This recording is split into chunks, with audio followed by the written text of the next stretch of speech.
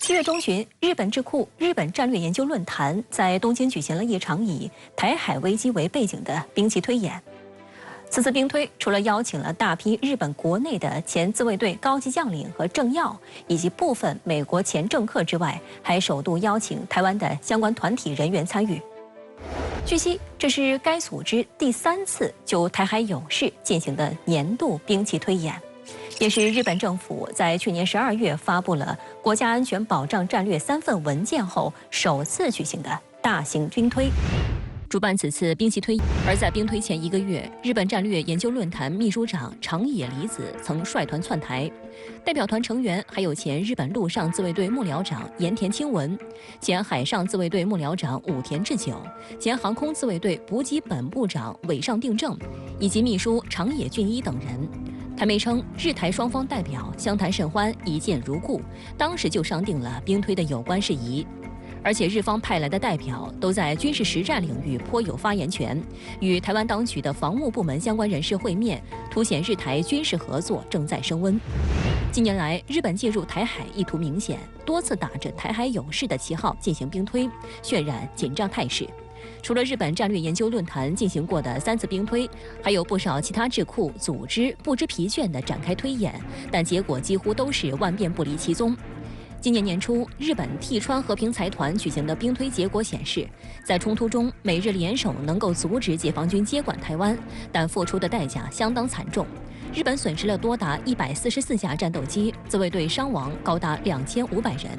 美国可能损失多达400架喷气式飞机，超过1万名士兵伤亡。最近，日本一些智库都有对台海进行兵推，凸显出日本的忧虑和焦虑。因为一旦台海有事，如果美国介入，驻日美军基地将首先遭到严重打击，忧虑日本本土 将首先遭殃。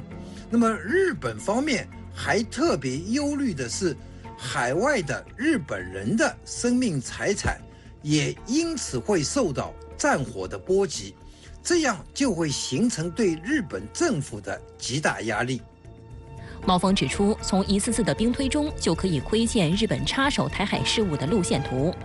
日本介入台海已经开始从战略目标清晰转入具体战术应对的新阶段。 因为兵推对各种模拟事态都进行了具体程序上的路演，包括日美台之间的紧急磋商、事态认定，以及日本海陆空怎么穿越等等，都有具体化的设定、具体应用的理由和能力等等，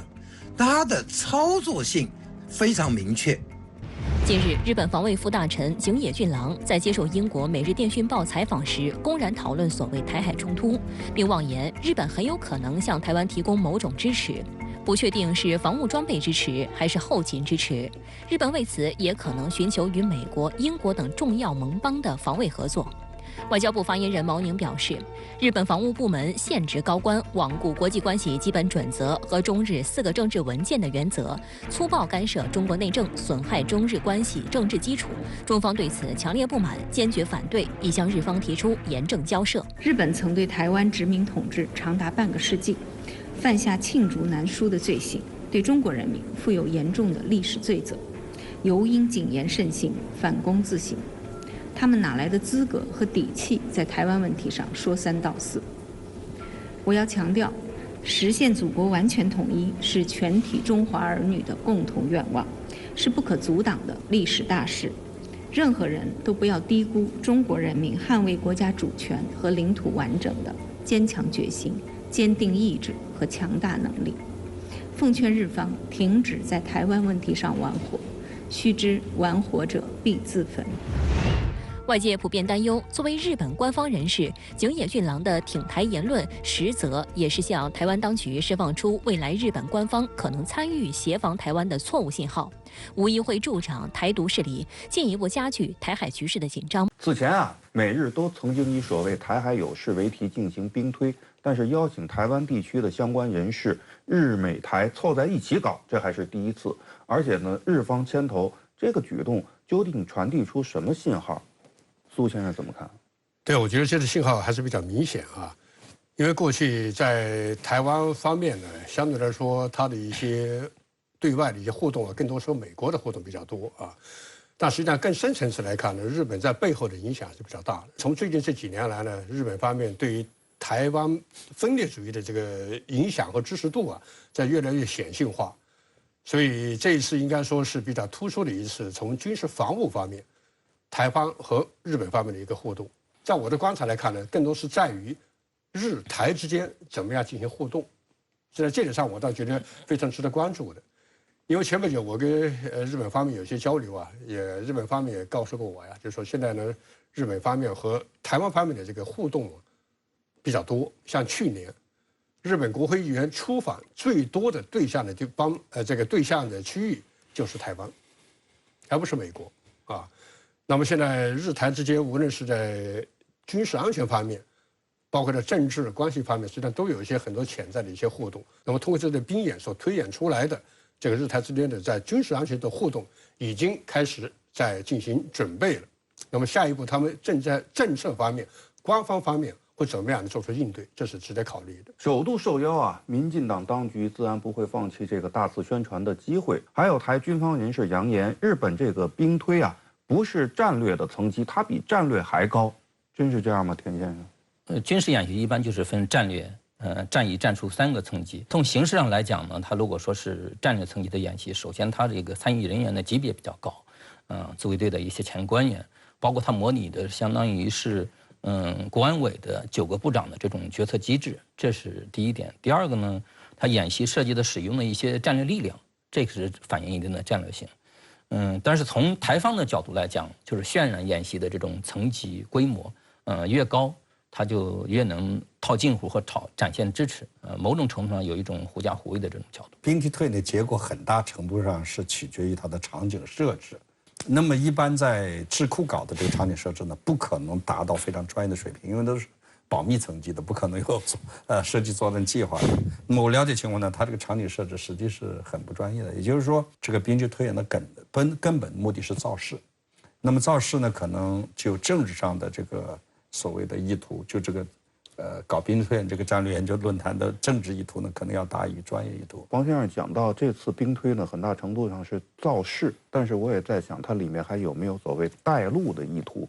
所谓带路呢，这是日方搞的这次兵推啊，有些人认为可能也并不仅仅是一次兵推，也许还可以视为日本介入台海的一个路线图。其中呢，我们可以看到日方明确提出了，一旦台海有事，就准许美军使用驻日美军基地，甚至准许台湾战机使用驻日美军基地进行备降和弹药补给。那么这样的推想意味着什么？那么从这次活动来看呢，我觉得日本方面当然可能考虑到是，第一，在美日之间安全协调方面，美国已经松绑，让日本可以一定程度上自主地考虑它的军事手段的运用。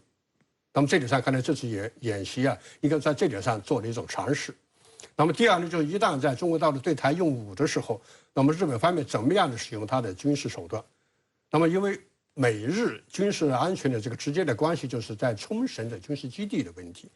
那么军事基地本来呢，是由美国在日本的冲绳基地怎么样的来介入台海问题。那么现在呢，日方在做的是，他在冲绳的军事力量也可以怎么样的来介入台海问题。那么这点上呢，我倒觉得一定程度上是一个日本在介入台海当中的一个质的一种变化，值得关注。刚才苏老师提到了，就是关于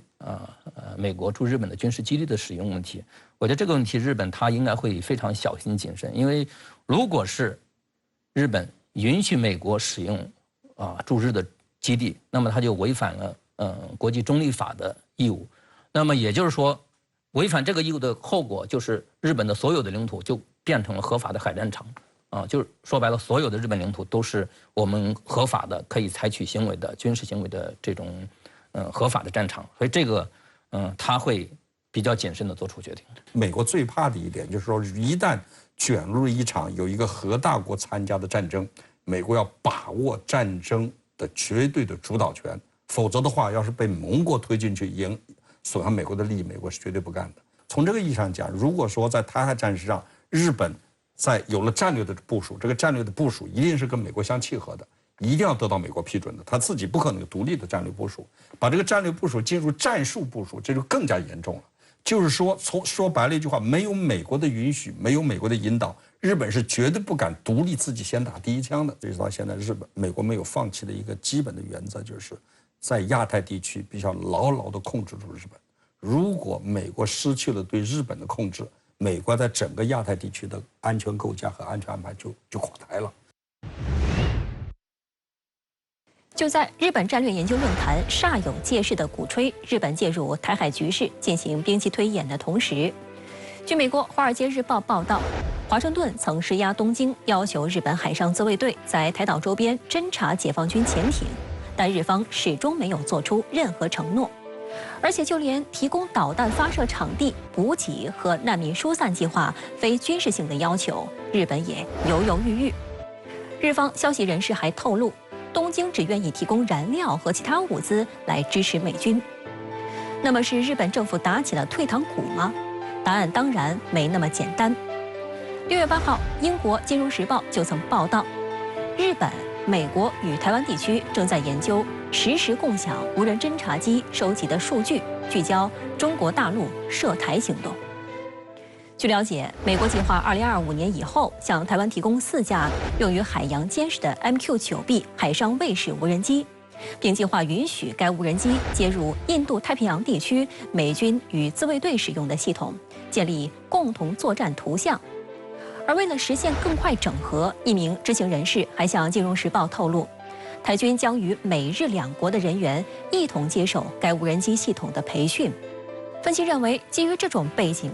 恐怕不少外媒口中的这次兵推暴露日美缺少与台湾地区的安保对话机制的观点，更多的也只可能是一种欲盖弥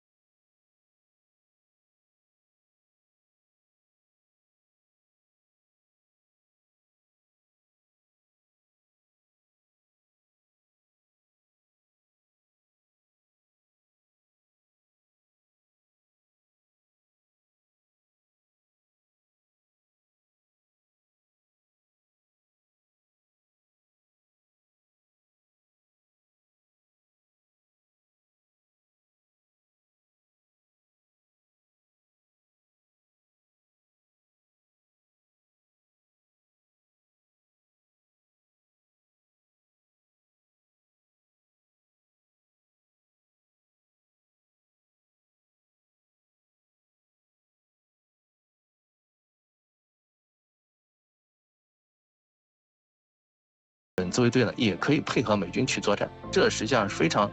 大的一个突破。那么再看看日本在海外维和方面，以前呢是自卫队呢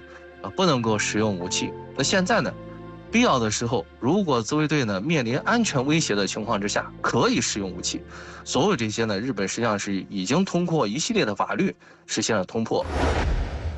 黄先生其实刚才已经说了，日本是不可能给美国带路的。但是反过来讲，如果美国介入的话，日本是不是一定跟上？